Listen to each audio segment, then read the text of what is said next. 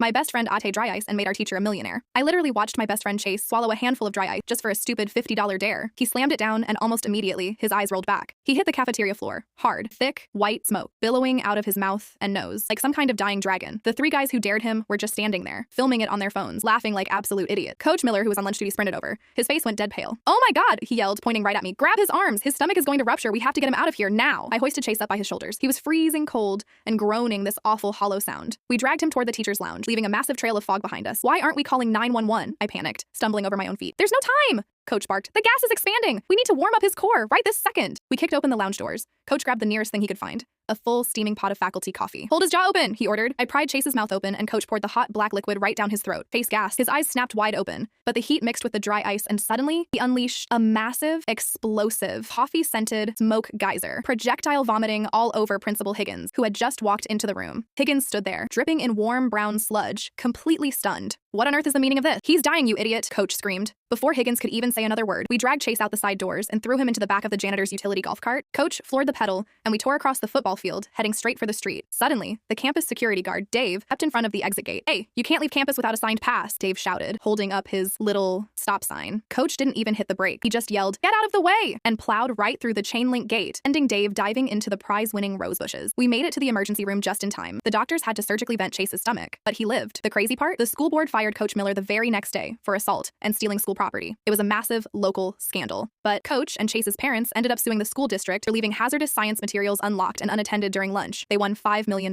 Coach Miller retired at 42 and bought a yacht in Florida. And Chase? He didn't even get to keep the